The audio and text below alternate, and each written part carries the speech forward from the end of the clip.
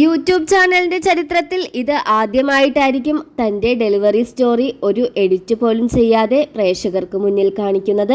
കൃഷ്ണകുമാറിന്റെ രണ്ടാമത്തെ മകളായ ദിയ കൃഷ്ണയുടെ പ്രസവ വീഡിയോയാണ് ഇന്നലെ യൂട്യൂബ് ചാനലിലൂടെ പുറത്തുവിട്ടത്. തികച്ചും വികാരനിർഭരമായ നിമിഷങ്ങളായിരുന്നു ദിയ കൃഷ്ണ ആ വീഡിയോയിലൂടെ പങ്കുവച്ചത്.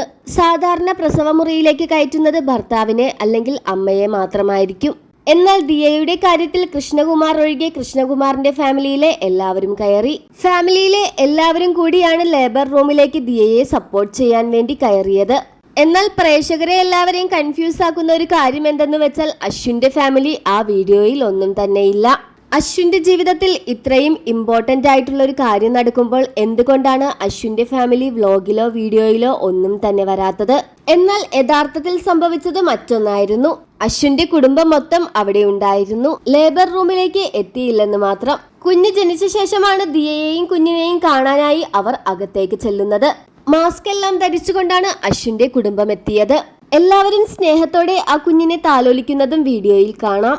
എല്ലാത്തിനും ദിയയുടെ കുടുംബം മാത്രമാണല്ലോ, അശ്വിന്റെ കുടുംബം എവിടെ പോയി, അവർ എത്തിയില്ലേ എന്നൊക്കെ ചോദിച്ച് നിരവധി നെഗറ്റീവ് കമന്റുകൾ എത്തിയിരുന്നു.